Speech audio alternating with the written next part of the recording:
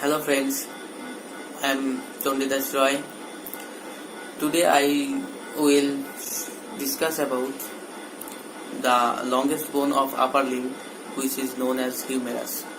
Here is the humerus.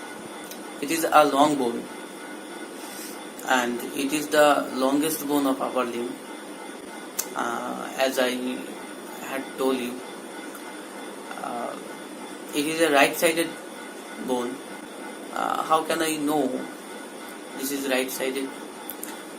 We need to follow that the anatomical head, which is directed upward and medially, and in the lower end the olecranon fossa is directed posteriorly. So we can told this is a right-sided humerus. As it is a long bone, it has a upper end and a shaft and a lower end. So let's discuss about the upper end.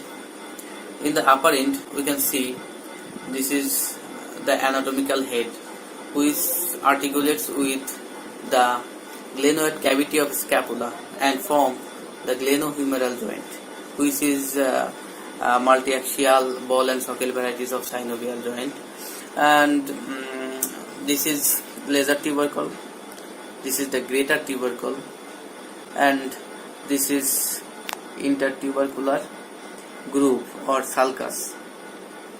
In the intertubercular sulcus there are two lips. This is the medial lip, this is the lateral lip, and this is the radial groove where the radial nerve is entered. And in the shaft we can find three border and three surface. The three border is the anterior border, the medial border and the lateral border, and the surface is three, the anterior medial surface, anterior lateral surface and posterior surface. And this in this lower end we will find the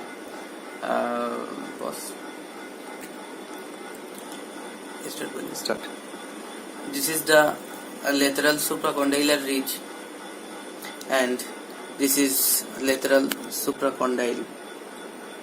And as usual, this is the medial supracondylar ridge, and this is medial epicondyle. Lateral epicondyle, medial epicondyle, lateral supracondylar ridge and medial supracondylar ridge. And this is the condyle of lateral side, and this is medial side.